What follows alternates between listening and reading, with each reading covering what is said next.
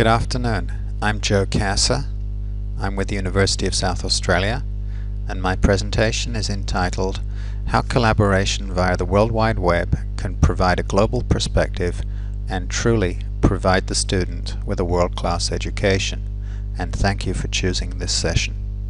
So in the few minutes allotted to me, I'm going to give you an abstract of my paper. I'm going to talk about the background.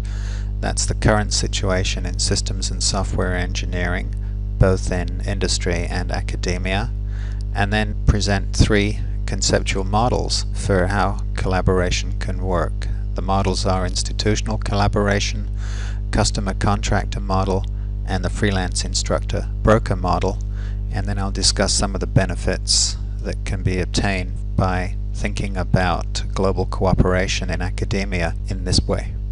Systems and software development has traditionally been characterized by cost and schedule overruns and other spectacular failures. Think about the way the press is depicting the Collins submarine here in Australia.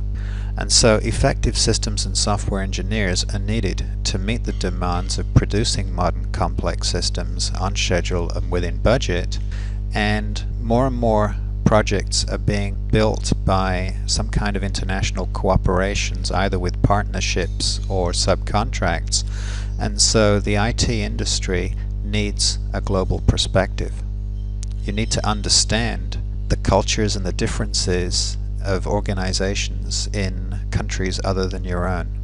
So while industry needs personnel, academia has a high demand for teachers and can't find qualified personnel, especially those with terminal degrees. And since industry pays more than academia, anybody who's any good and is working for money will be siphoned away into industry from academia.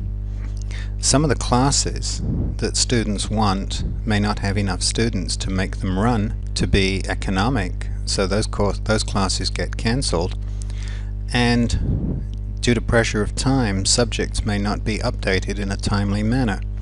For example, in my class in software maintenance, this year I had to update the whole Y2K module because Y2K happened since the last time the class ran. But while this is all going on, technology has been sneaking up on us. The World Wide Web has allowed distance education, which provides for virtual students and instructors.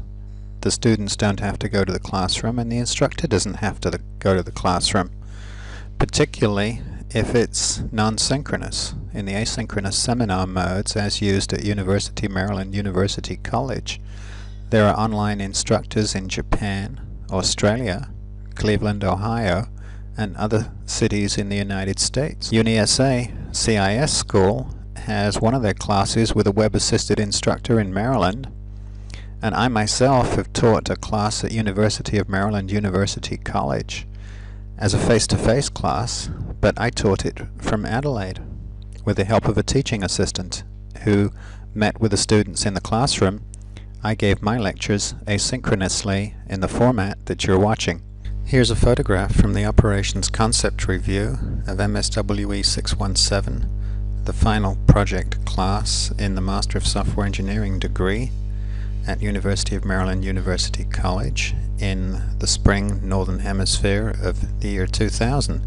This is a picture of the students actually meeting in the classroom, and the instructor is at the other end of the phone line for the synchronous or real-time communications, and the lecture part of the meeting was given asynchronously to the students before they showed up in the class. They were able to view the presentation over the internet and then come to class for the face-to-face meeting. So not only are the instructors doing audio-enhanced PowerPoint presentations, but at least in my class, the students are doing it as well. And so we're using synchronous and asynchronous dialogue in the virtual web-based classroom. Synchronous face-to-face meetings can take place either individually, using internet voice between the instructor and the students, or in the classroom, as I just showed you with that photograph of my class in the spring Northern Hemisphere semester of the year 2000. Look at what happens in the current model if there's low enrollment for a subject. The university cancels a subject, The student either has to forego the subject or wait till it's offered again in a future semester, or take the subject at another institution and transfer in the credits, and here again sign up at the last minute. And the instructor loses the income because the instructor is teaching part-time as an adjunct and doesn't get paid if the course doesn't run, and because the subject is cancelled very close to the start of the semester, the instructor cannot go to another university to teach a subject because he's already committed to teach the subject at his primary institution. So given that institutions are having problems finding instructors in IT, particularly systems and software engineering, and web technology is enabling other opportunities, I'd like to discuss 3 different models of institutional and individual collaboration. So the institutional collaboration model, the customer contractor model, and the freelance instructor broker model, and they're not necessarily incompatible. Again, with a short amount of time that I've got to make this presentation, I'm only giving an overview, and there is a lot more information in the paper in the proceedings. In the institutional collaboration model, institutions share courses or degrees. An institution that has recognized expertise in a particular subject will teach that subject for all the universities that are collaborating. Several subjects might be taught by 2 or more institutions. The remainder of the subjects are taught by all the institutions in the alliance. And to avoid competition for local students, the institutions are well separated by distance. The subjects can be taught in the traditional semester mode, in face-to-face synchronous classroom sessions, online via distance education in synchronous or asynchronous modes, or in block modes, short 3 to 5 day synchronous seminars when instructors can be flown in, do the course, and leave, and the assessment can be done later, asynchronously, or in the executive format common in the United States for consecutive synchronous weekend sessions that are enhanced by web-assisted asynchronous sessions. And in case you think institutional collaboration is just imagination, it's not, it's really happening. 2 different universities in the University System of Maryland, that's University of Maryland University College and University of Maryland at College Park, had a joint graduate program in software engineering, which lasted for 1.5 years. University of South Australia is actively collaborating with University College London in providing courses in systems engineering. And it's happening informally as well, with instructors teaching at several universities. When I was the course coordinator at University of Maryland University College, I had several instructors teaching my night classes who worked for other universities during the day. Now, if the institutions are geographically separated so that they're not competing for face-to-face classroom students, the geographical separation could be across continents. So, institution in Australia, the United Kingdom, Europe, India, and the United States could be collaborating in this alliance, which means that students are exposed to other ways of doing things in other nations and cultures, and in the online classes they work in teams on projects with people. This problem-based learning provides them with a global perspective, an understanding of the points of view of people from other cultures and nations, and the ability to interact with co-workers in distant time zones, so they begin to think what can be done synchronously and what can be done asynchronously. The current relationship between the university and the instructor is employer-employee. Consider what could happen if that was changed to customer-contractor, where the university is the customer and the instructor is the contractor. You could end up with no full-time teaching faculty in the institution, which I'm sure the administrators would like. And what the institutions would do is they would tender for proposals for course material for all the subjects usable both in the classroom and via distance education. Freelance instructors would tender for the right to teach the class and offer the class. Each of those instructors would then be responsible for maintaining the currency of the course materials, grading, etc., and the university would in fact act as an agent or a broker for the courses on behalf of the instructor. Supposing instead of contracting with a single instructor for a single subject, the institutions contract with several instructors for the same subject and become brokers of subjects on behalf of instructors. And they pay the instructors per student. This means the student can have a choice of which instructor to take for a specific subject, and that choice could be made either on the reputation of the instructor or the cost. Some instructors may be cheaper than others.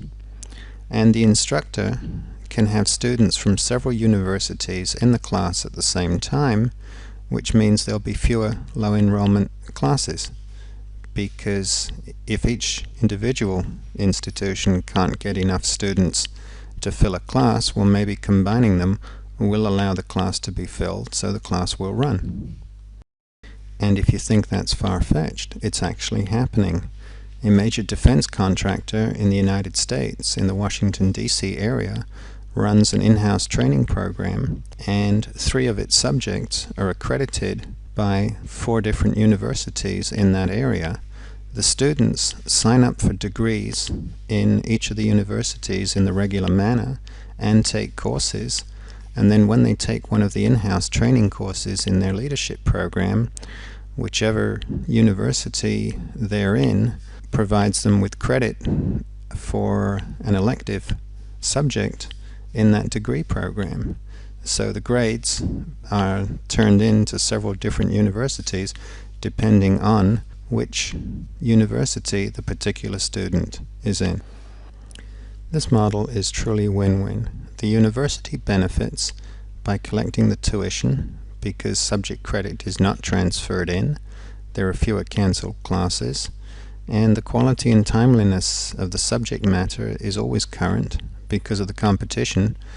If instructors teach material that's out of date, the students talk amongst themselves, the word will get around to avoid specific instructors. Those instructors will not make any money, and this model will drive up the quality of teaching.